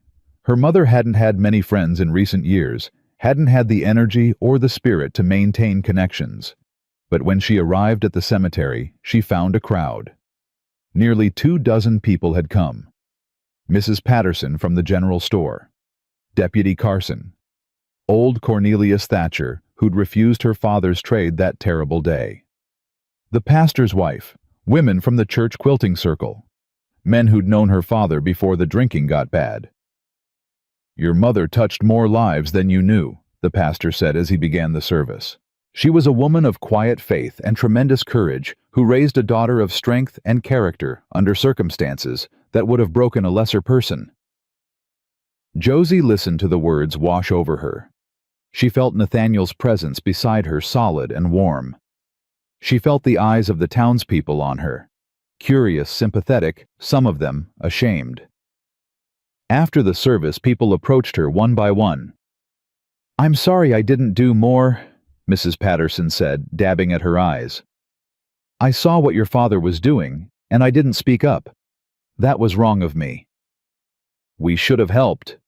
Cornelius Thatcher added, his weathered face heavy with regret. "All those years we watched your family fall apart, and we did nothing. That's on us." "She was a good woman," someone else said. "Better than she ever got credit for." Josie accepted their condolences with grace she didn't feel. Part of her wanted to scream at them. "Where were you when we needed you? Where were you when my father was drinking himself to death, and my mother was wasting away, and I was alone, so alone?" But another part of her understood. Fear kept people frozen. She knew that better than anyone. Miss Whitmore. A woman she didn't recognize stepped forward, middle-aged, well-dressed, with sharp eyes and an air of authority. "I'm Delilah Prescott. My husband owns the bank." Josie stiffened. She'd heard the name. Delilah Prescott was known as the queen of Bitter Creek's social scene, and not in a kind way. "Mrs. Prescott, I wanted to offer my condolences." The words were proper, but something in Delilah's tone made Josie wary. "And to say that I hope you know what you're doing, living out at the Callaway Ranch with no chaperone. I'm the housekeeper. Is that what they're calling it these days?" Nathaniel stepped forward, but Josie held up her hand. "Mrs. Prescott, I've just buried my mother. This isn't the time or place for whatever you're trying to say. I'm just concerned for your reputation, dear, and for Mr. Callaway's children. They've been through so much already. It would be a shame if they were exposed to—" "That's enough." The voice came from behind them. Josie turned to find Mrs. Patterson standing there, her chin raised and her eyes blazing. "Delilah Prescott, you should be ashamed of yourself. This girl just lost her mother. Her father tried to sell her like livestock, and you're standing here spreading poison at a funeral." Mrs. Patterson shook her head in disgust. "I've known you 30 years, Delilah, and I've never said a word against you. But this is too much. This girl has done nothing but work hard and take care of those children, and if you can't see that, then maybe you're the one with the problem." A murmur ran through the crowd. Other women nodded. Even some of the men shifted uncomfortably, looking at Delilah with new eyes. Delilah's face went red. "I was only trying to—" "You were trying to tear down someone who's already been torn down enough." Cornelius Thatcher stepped forward, his voice carrying across the cemetery. "I watched Obadiah Whitmore try to trade his own daughter for whiskey. I watched this young woman get back up off her knees and walk out of my store with more dignity than most men I know. And I'll be damned if I'm going to stand here and let you make her feel small." "Same goes for me," someone else said. "And me." "Me too." One by one, people stepped forward.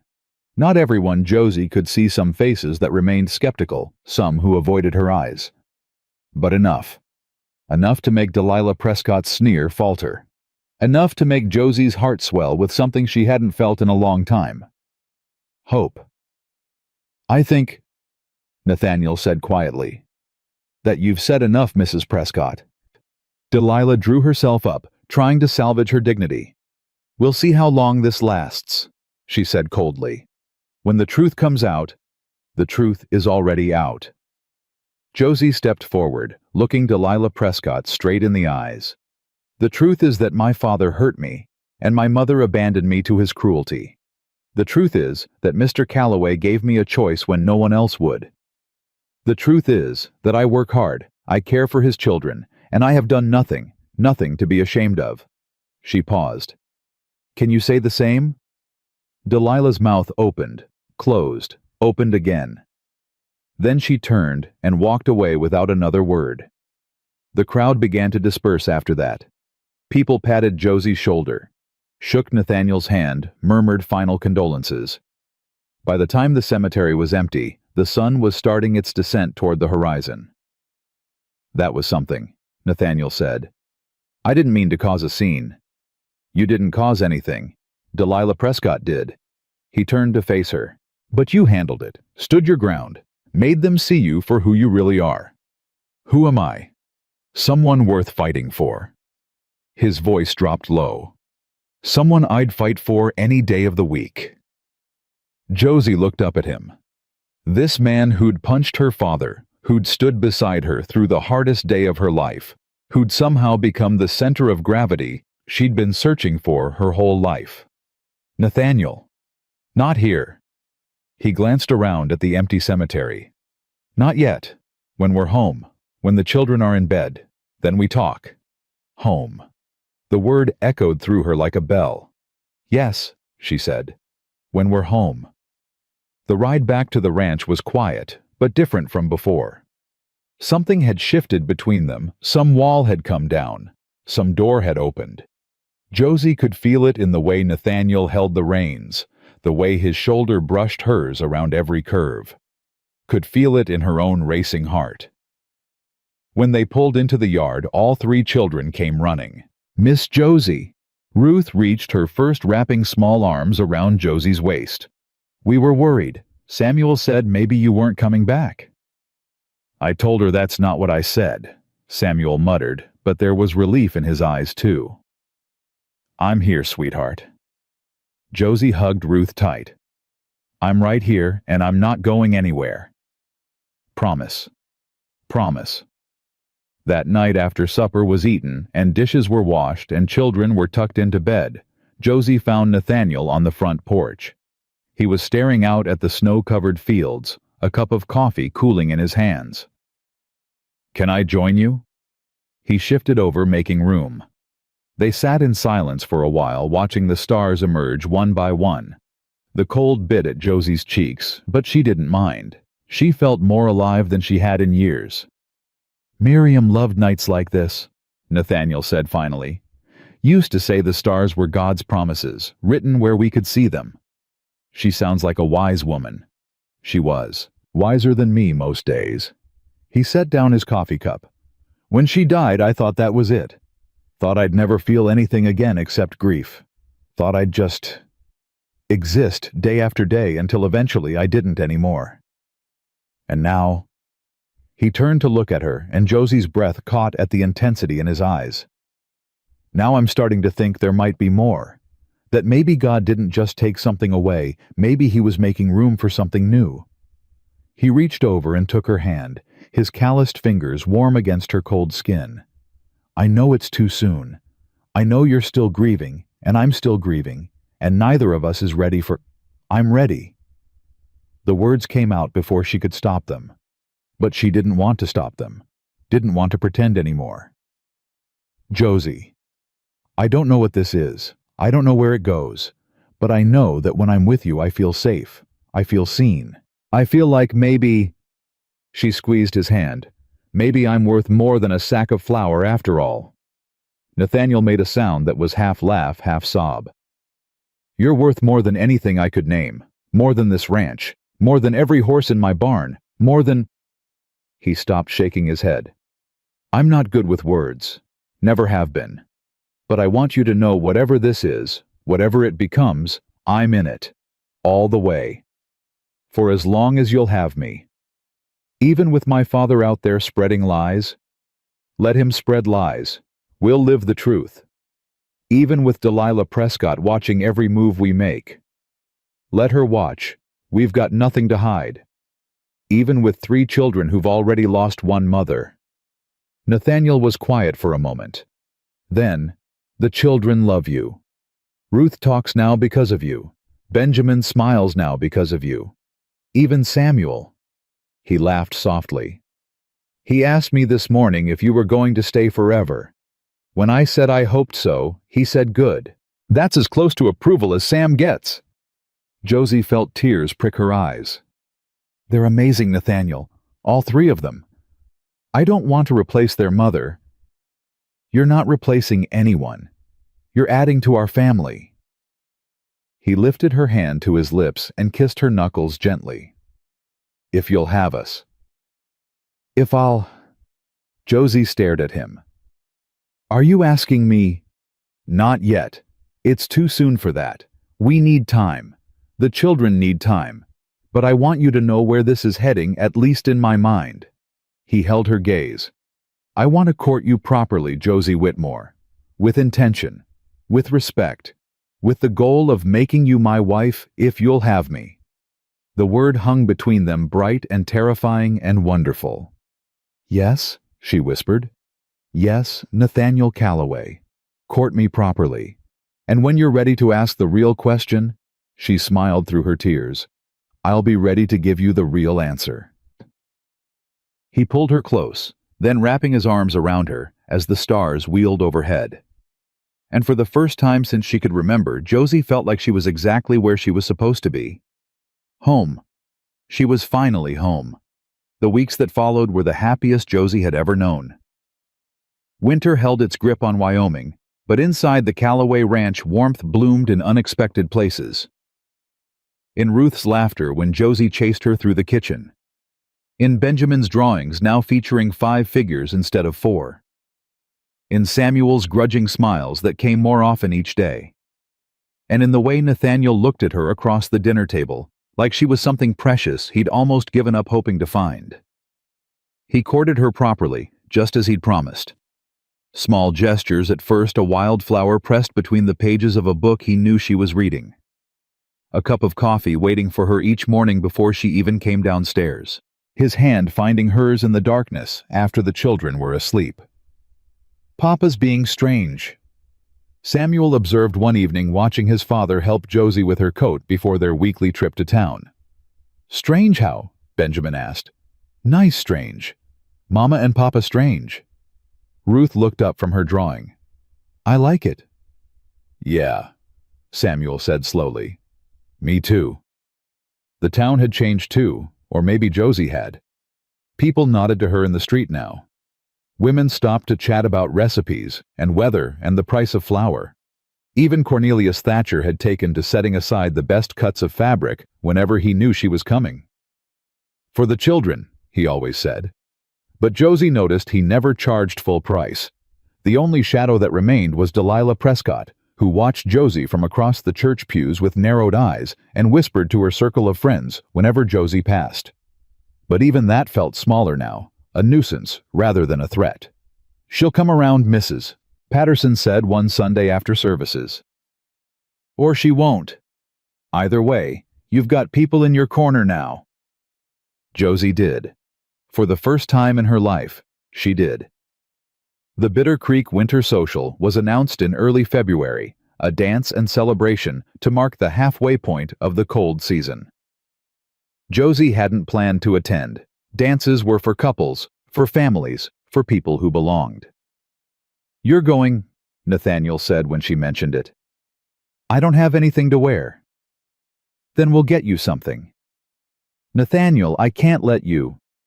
You're not letting me do anything. I'm asking.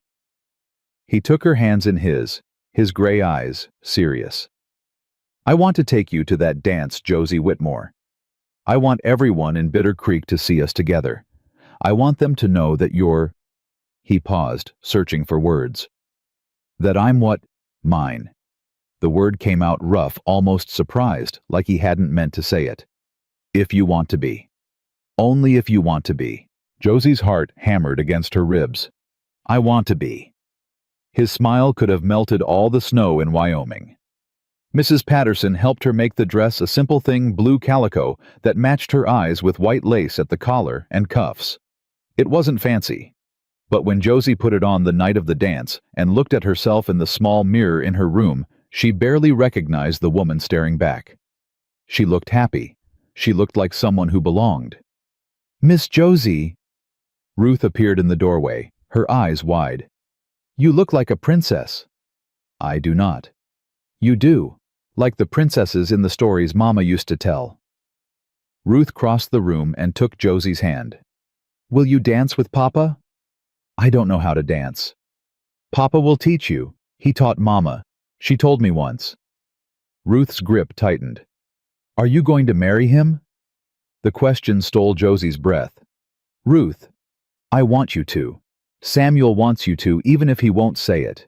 Benjamin drew a picture of our whole family, and you were in it. Ruth looked up at her with those solemn gray eyes. Please marry him, Miss Josie. Please be our Mama. Josie knelt down, bringing herself to Ruth's level. Sweetheart, I would never try to replace your Mama. She loved you so much and, I know, but she's gone. Ruth's voice didn't waver. And you're here, and I love you too. Can't I love you both? The tears came before Josie could stop them. She pulled Ruth into her arms and held her tight. This small girl, who'd been silent for 8 months and now spoke truths that grown-ups couldn't manage. Yes, Josie whispered. You can love us both. I promise. The dance was held in the largest barn in Bitter Creek, transformed for the night with lanterns and bunting and a small band playing in the corner. Half the county seemed to have turned out dressed in their finest, ready to forget the cold for a few hours. Josie walked in on Nathaniel's arm and felt every eye in the room turn toward them. Let them look, Nathaniel murmured. Let them see. Mrs. Patterson was the first to approach, beaming like a proud mother. Don't you two look fine, Josie? That dress turned out beautiful. And Nathaniel? She patted his arm. It's good to see you smiling again. Thank you, ma'am. Now go dance, both of you. That's an order. The band struck up a waltz, and Nathaniel led Josie onto the floor. Her heart pounded with nerves. She'd told the truth about not knowing how to dance. But Nathaniel just pulled her close and said, Follow my lead. Trust me. She trusted him. They moved together through the music, awkward at first, then slowly finding their rhythm. Josie stepped on his feet twice and apologized profusely, but Nathaniel just laughed. You're doing fine. Better than fine. I'm terrible at this. You're perfect at this. He spun her gently. You're perfect at everything. Now you're just lying. Never lied to you yet. Don't intend to start.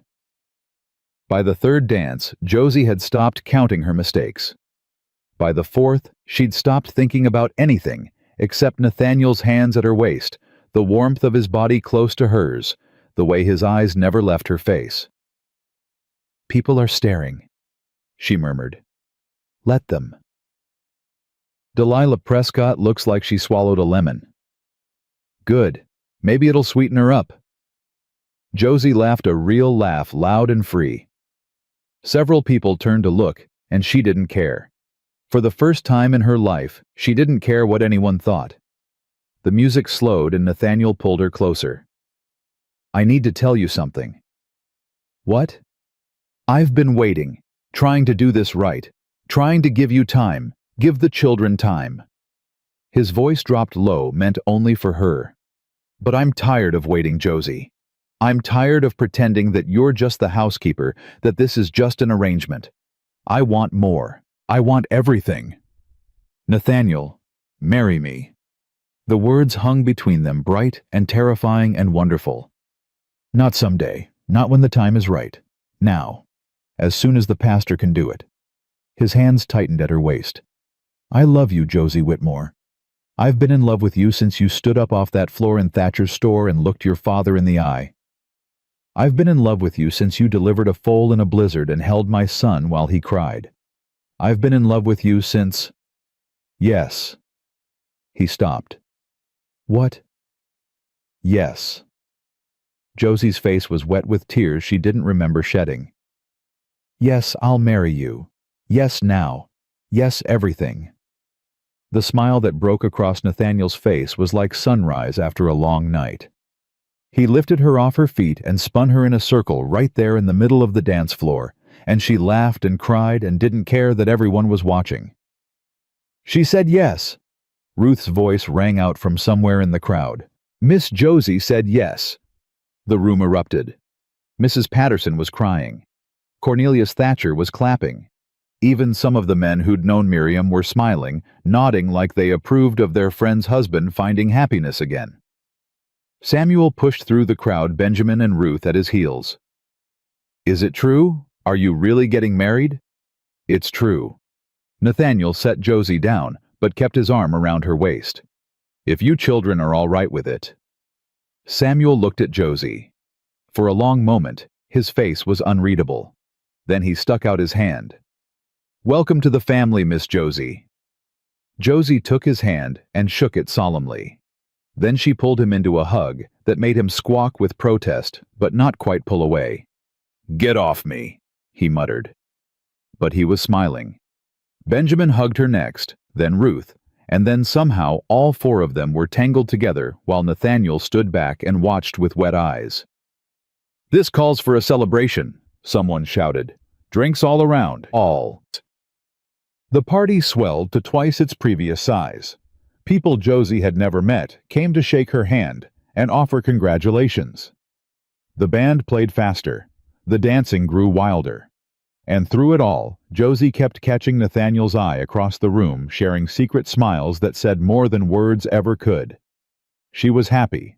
Truly, completely happy. Which was, of course, when everything fell apart. Well, well, well. The voice cut through the celebration like a blade. Looks like the whore found herself a buyer after all. The music stopped.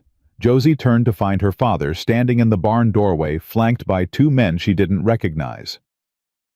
Obadiah Whitmore looked worse than she'd ever seen him, clothes hanging off his thin frame, face, gaunt and yellowed eyes burning with hatred. Get out. Nathaniel's voice was quiet, dangerous. Can't do that, Calloway. Got business here. Obadiah took a step forward, and the crowd parted like water around a stone. See, I've been thinking. My daughter runs off with some stranger, leaves her mother to die, and now she's getting married, living in a big house, wearing fancy dresses. He laughed ugly and mean. That don't seem right. That don't seem fair at all. I said get out. Not until I get what's owed me. Obadiah's eyes fixed on Josie. You owe me, girl. 19 years I fed you, clothed you, kept you alive. And what do I get? Nothing, not a damn thing. You got exactly what you deserved. Josie was surprised by how steady her voice sounded. You got to watch me walk away. Walk away. Obadiah's face twisted. You didn't walk away. You were bought, just like I always said. Calloway paid for you, and now he's collecting his investment. Everybody knows it. Everybody... That's enough. Samuel stepped forward, putting himself between Josie and her father. 13 years old, barely coming up to Obadiah's shoulder, but his jaw was set with the same stubborn determination Josie had come to know so well. You don't get to talk to her like that, Samuel said. Not here, not anywhere. Step aside, boy. This ain't your concern. She's going to be my mother. That makes it my concern. Your mother, Obadiah laughed. She ain't nobody's mother. She ain't nothing but a... Samuel's fist connected with Obadiah's jaw. It wasn't a hard punch. Samuel was still a child, still growing into his strength. But it was enough to make Obadiah stagger, enough to make his eyes go wide with shock. You little... Touch my son and I'll kill you. Nathaniel's voice was ice.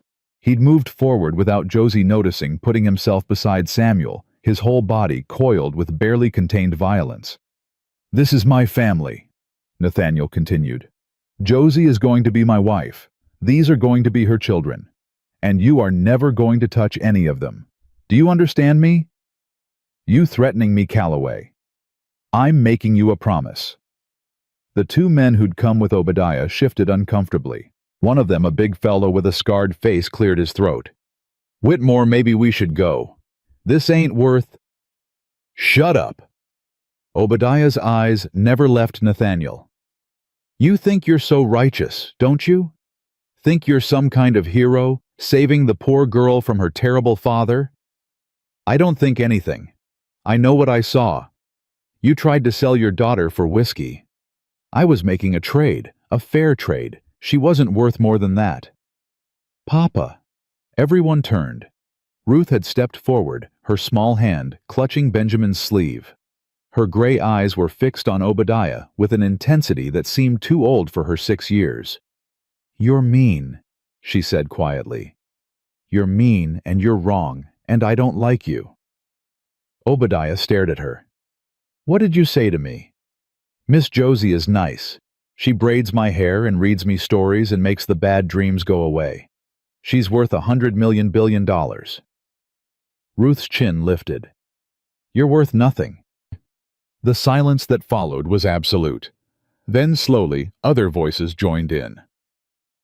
"The girl's right," Cornelius Thatcher said. "You ain't worth the space you're taking up, Whitmore."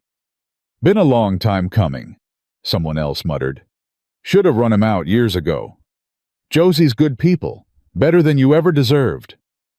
The tide was turning. Josie could feel it, the whole room shifting, solidarity building like a wave about to break. People who'd been silent for years were finally speaking. People who'd looked the other way were finally looking straight. "Get out, Obadiah." Deputy Carson stepped forward, his badge catching the lantern light. "I'm giving you one chance. Walk out that door and don't come back, or I'll arrest you for disturbing the peace and anything else I can make stick." "You can't. Try me."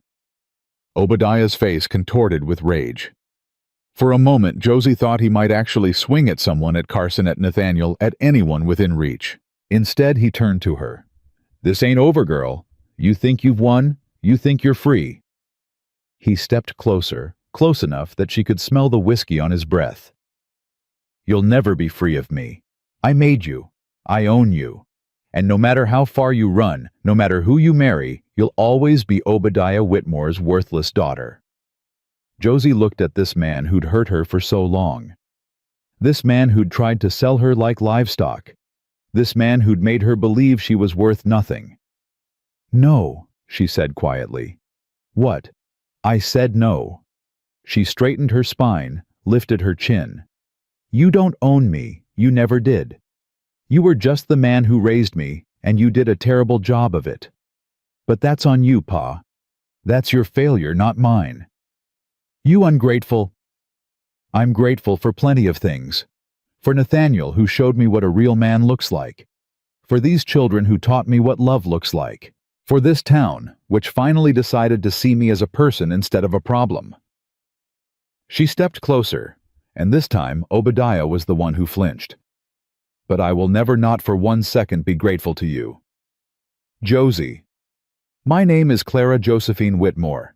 Soon it's going to be Clara Josephine Calloway. And you don't get to call me anything at all because you're not my father anymore." Her voice didn't waver.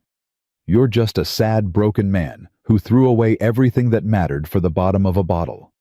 And I pity you." Obadiah's mouth worked, but no sound came out.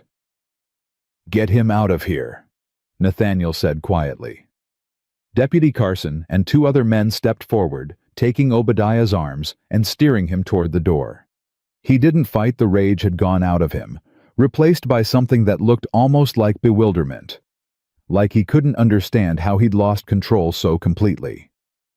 At the door, he looked back one last time. "You'll regret this," he said, but his voice had no force behind it.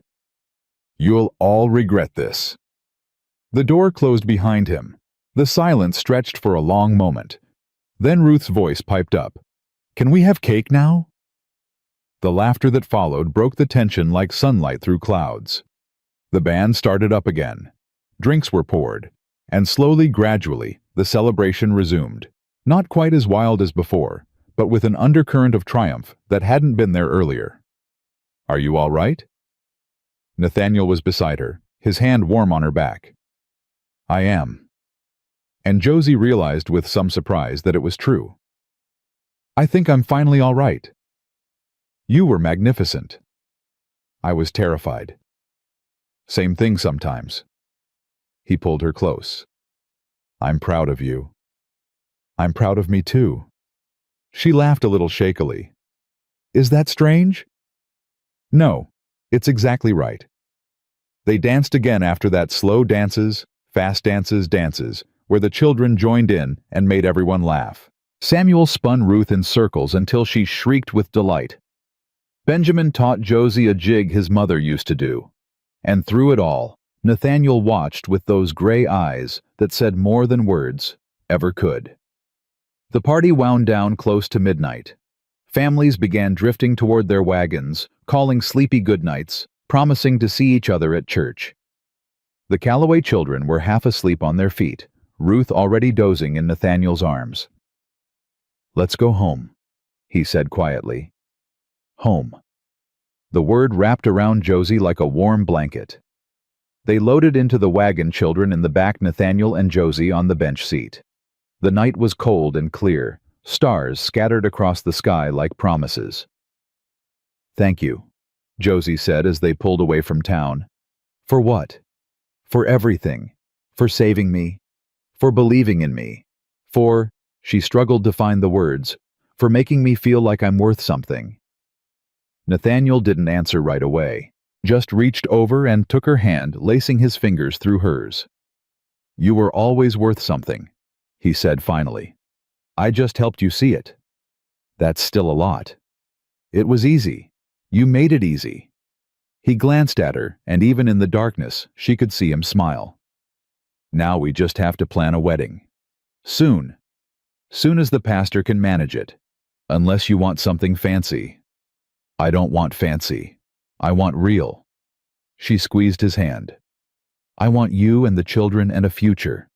That's all I've ever wanted." "Then that's what you'll have." He brought her hand to his lips and kissed her knuckles gently. "I promise you, Josie, from now until forever, you'll have everything you deserve."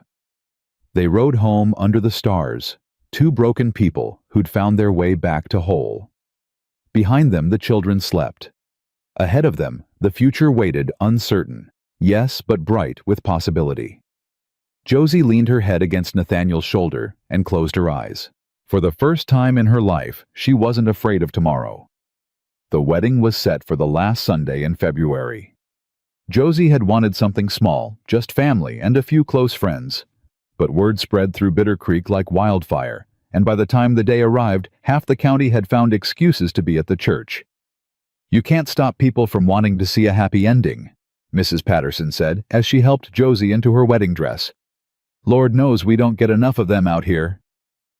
The dress was simple but beautiful white cotton with lace at the bodice sewn by Mrs. Patterson's own hands. Josie had protested that white was for first-time brides, for women without pasts, but Mrs. Patterson had waved her off. "White's for new beginnings, and that's exactly what you're getting." Ruth appeared in the doorway, practically bouncing with excitement. "Miss Josie Papa's pacing back and forth, and Samuel says he's going to wear a hole in the floor. Tell him I'm almost ready." "Are you nervous?" Josie looked at herself in the mirror, at the woman she'd become so different from the girl who'd knelt on Thatcher's floor 3 months ago. "A little." "Don't be." Ruth crossed the room and took her hand. "Papa loves you. We all love you. Everything's going to be perfect." "When did you get so wise?" "I learned it from you." The tears that sprang to Josie's eyes threatened to ruin all of Mrs. Patterson's careful work. She blinked them back and squeezed Ruth's hand. "I love you too, sweetheart. All of you." "I know." Ruth grinned. "Now come on. Papa's waiting." The walk to the church felt like a dream. People lined the path calling out congratulations and well wishes. Children threw flower petals in her path. The sun shone warm despite the February chill, as if even the weather had decided to celebrate. And then she was at the church door, and Benjamin was there to meet her. "I'm supposed to walk you down the aisle," he said, his young face serious. "Papa said, since you don't have anyone else, I should do it. Is that okay?" Josie's heart clenched. "That's more than okay. That's perfect." Benjamin offered his arm with all the gravity of a much older man. Together they walked through the doors and into the church. Nathaniel stood at the altar, and the moment he saw her, his face transformed. All the hard lines softened. All the grief that had lived in his eyes for so long gave way to something else, something bright and fierce and full of hope. "You're beautiful," he mouthed. Josie couldn't answer. Her throat was too tight. The ceremony passed in a blur of words and vows and promises. Josie heard herself speak, heard Nathaniel's voice steady and sure beside her, heard the pastor pronounce them man and wife. But mostly, she just felt Nathaniel's hands holding hers, felt the children watching from the front pew, felt the weight of the ring sliding onto her finger. "You may kiss the bride." Nathaniel pulled her close and kissed her gently, tenderly, like she was something precious. The church erupted in cheers and applause. Ruth was jumping up and down. Benjamin was grinning from ear to ear. Even Samuel was clapping a genuine smile on his face for the first time in months. "Hello, Mrs. Calloway," Nathaniel murmured against her lips. "Hello, Mr. Calloway. Ready to go home." Josie looked at the man she'd married, at the children who were now officially hers, at the future stretching out before them like an open road. "I've never been more ready for anything in my life." The reception was held at the ranch, food and music and dancing that went on until well past dark. Everyone came. Mrs. Patterson and Cornelius Thatcher, Deputy Carson and his wife, the pastor and his family. Neighbors Josie had never met, all of them eager to welcome her into the community. "You've done something remarkable here," the pastor's wife told her as they watched the children play. "These little ones, they were ghosts when Miriam died. Now look at them." Josie watched Ruth chase Benjamin across the yard, shrieking with laughter. Watched Samuel try to teach some younger boys how to throw a lasso. Watched Nathaniel move through the crowd shaking hands and accepting congratulations, his eyes always finding their way back to her. "I didn't do anything special," she said. "I just loved them. That's the most special thing there is." As the evening wore on and the guests began to drift away, Josie found herself standing on the porch watching the stars emerge one by one. The same stars she'd watched from her mother's shack, dreaming of a different life. The same stars that had witnessed her lowest moment and her highest. "Penny for your thoughts." She turned to find Samuel beside her, his hands shoved in his pockets, his expression unreadable. "Just thinking about how much has changed." "Yeah." He was quiet for a moment. Then, "I owe you an apology." "For what?" "For being such a horse's rear when you first got here." He scuffed his foot against the porch. "I was scared. Scared you'd try to make us forget Mama. Scared Papa would love you more than he loved her. Scared that if I let myself care about you, you'd leave too." "That's a lot to be scared of." "I know." He looked at her then, and Josie saw how much he'd grown in just 3 months. Not just taller, but older somehow, more sure of himself. "But you didn't try to replace Mama. You just added to us. Made us more instead of less. And I'm grateful. Samuel, I want to call you Ma." The words came out in a rush. "Not Mama, that's for her, and I'll never stop calling her that. But Ma. Would that be okay?" Josie's eyes filled with tears. "That would be more than okay."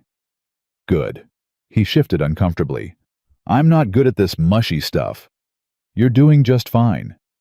Don't tell Benjamin I said any of this. He'll never let me live it down." Josie laughed and pulled him into a hug. This time he didn't squawk or pull away.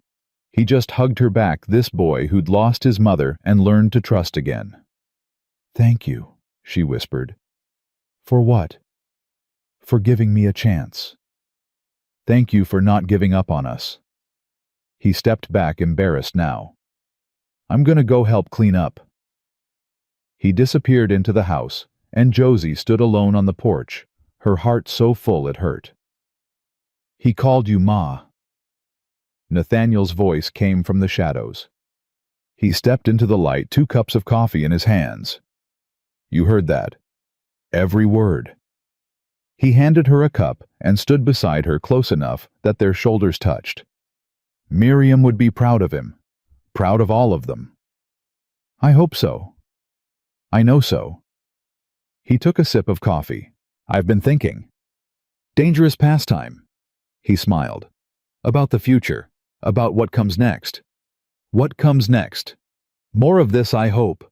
More children laughing, more family dinners, more nights on this porch watching the stars come out. He turned to face her. I want to build something with you, Josie. Something that lasts. Something we can be proud of. I want that too. Good. He kissed her forehead gently. Because I'm planning on keeping you around for a very long time, Mrs. Calloway. How long? Forever. At least. The weeks that followed were the happiest of Josie's life. She learned what it meant to be a mother, not the kind who gave birth, but the kind who stayed, who bandaged scraped knees and settled arguments, who helped with homework and told bedtime stories, who loved without conditions and forgave without keeping score. Ruth took to calling her mama almost immediately. Benjamin followed suit within a week, and Samuel stubborn proud. Samuel said Ma like it was the most natural thing in the world. You're spoiling them, Nathaniel observed one evening, watching Josie read to Ruth while Benjamin drew at the table and Samuel pretended not to listen from his chair by the fire. Am I? Absolutely. They've never had it so good. Then I guess I'll just have to spoil you too. I'm not complaining. Spring came slowly to Wyoming, melting the snow and turning the world green again. Josie planted a garden behind the house, vegetables and herbs and flowers, just like her mother used to grow. She thought about her mother often now, but the grief had softened into something gentler, something that felt more like gratitude than pain. She'd be proud of you, Nathaniel said one afternoon, watching Josie work in the dirt. Your mother. You think so? I know so. You did exactly what she wanted. Built a life. Found your worth. Became the woman she always knew you could be. Josie wiped her hands on her apron and looked at her husband.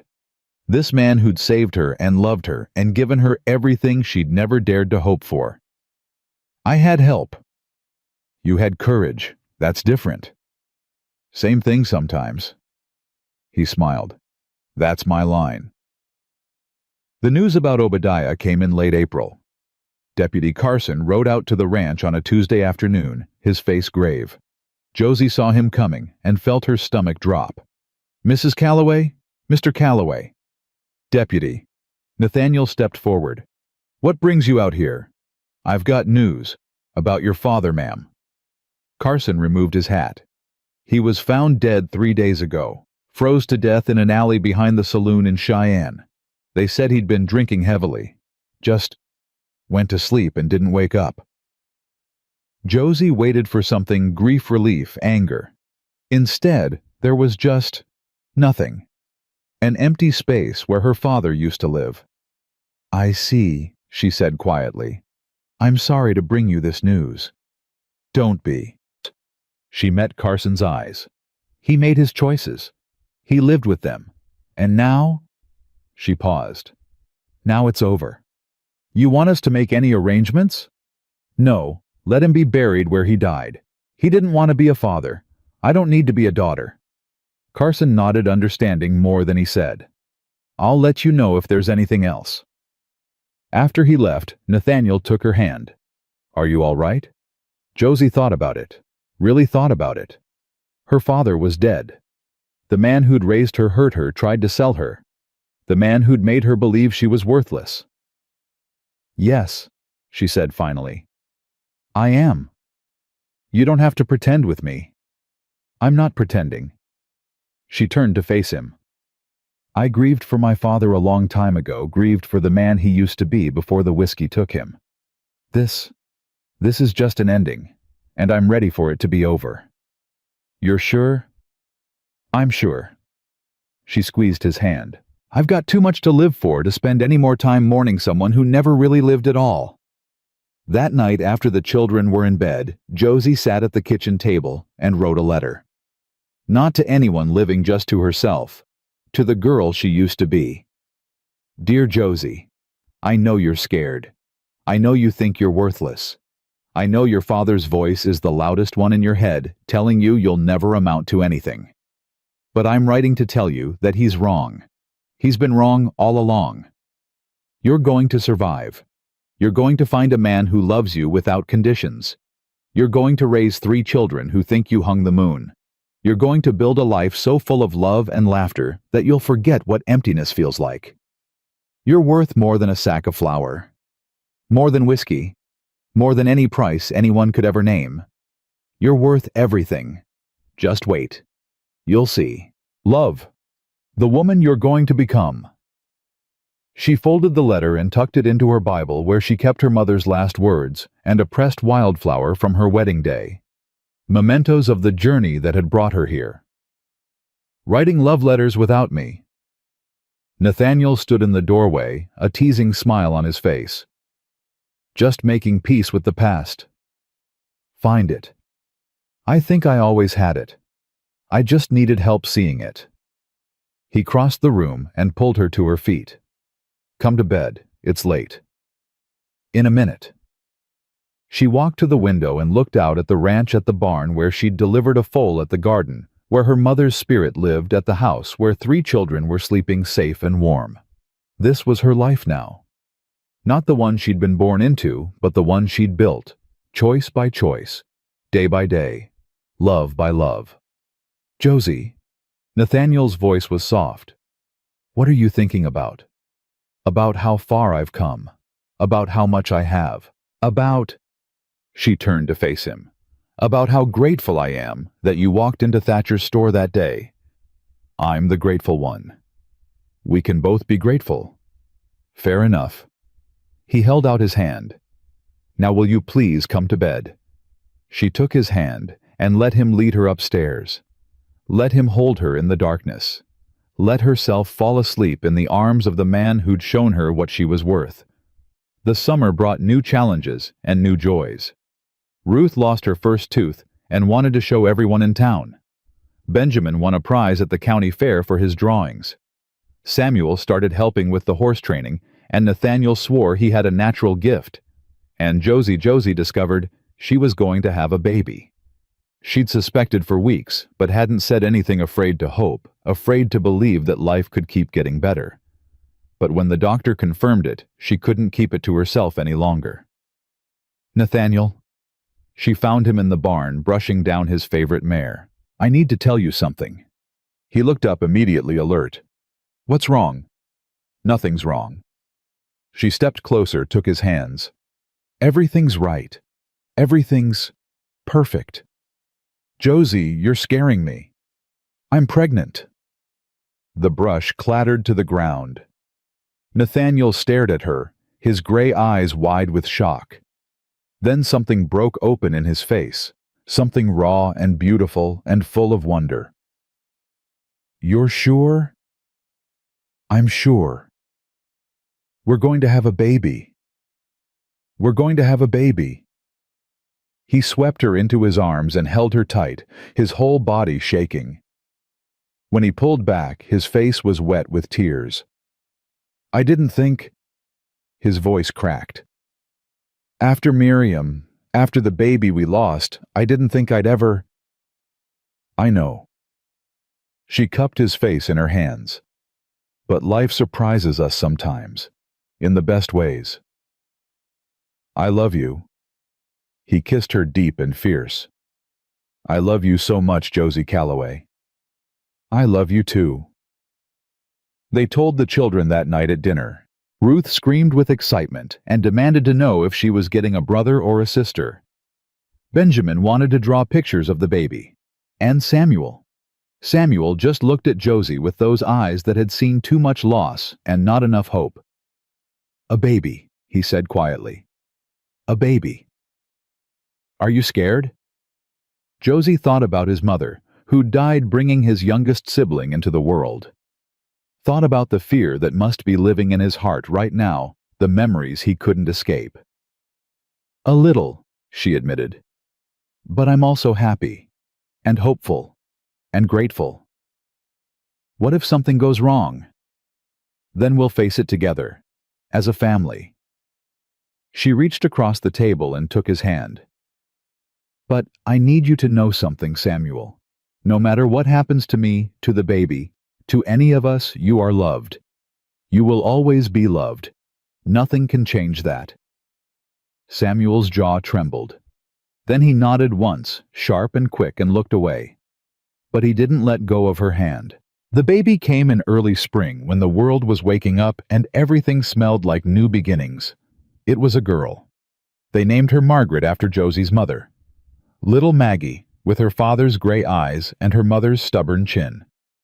She was born healthy and strong, screaming her way into the world like she had something to prove.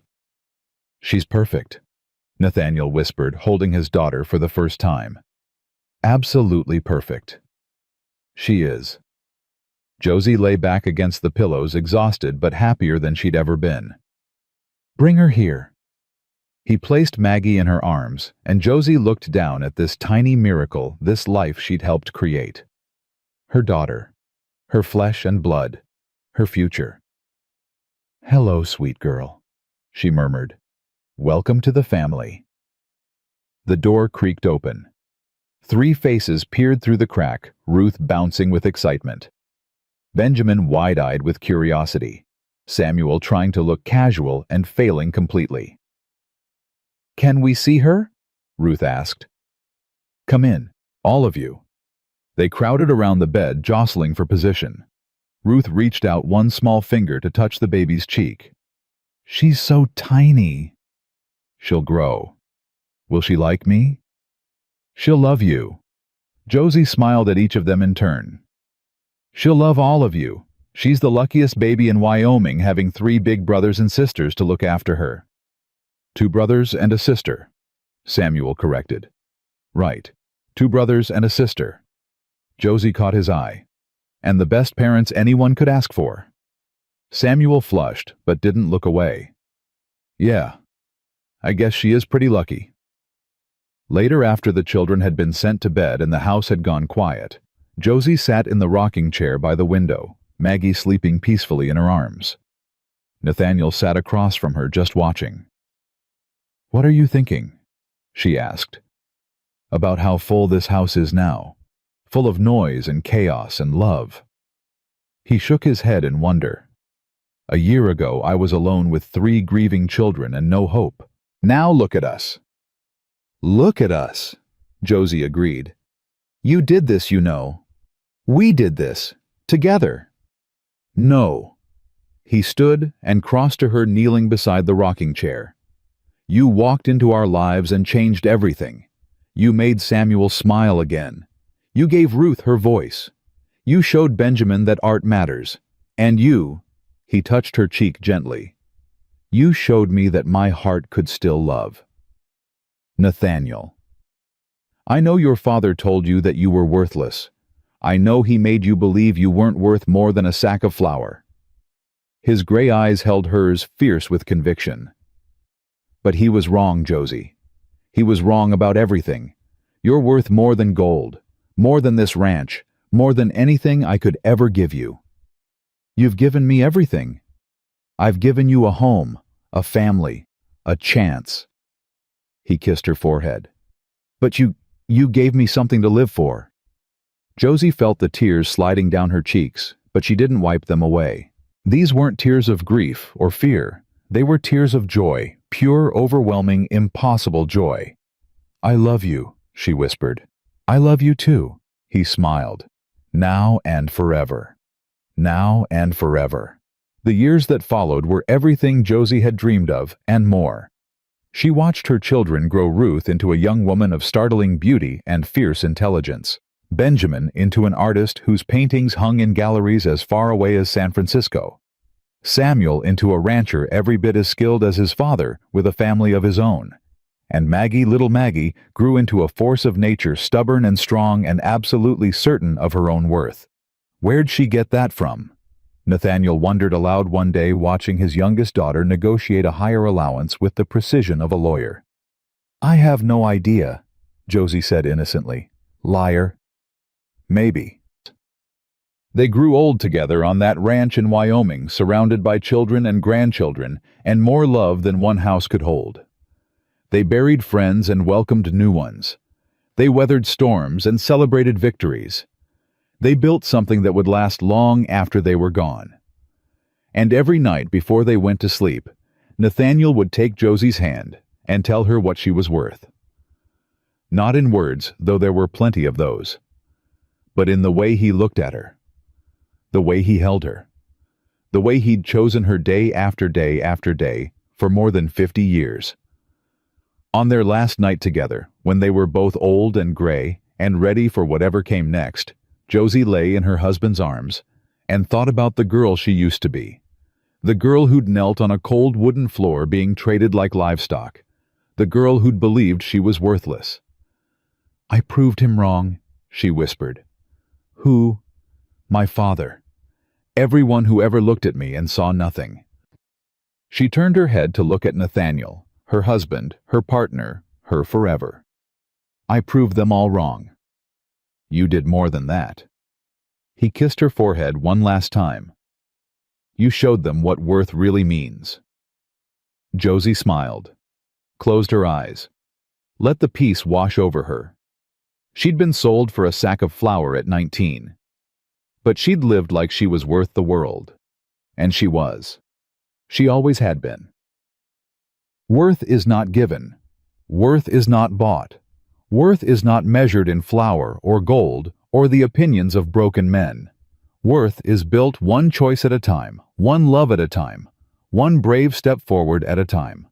And no one can ever take it away.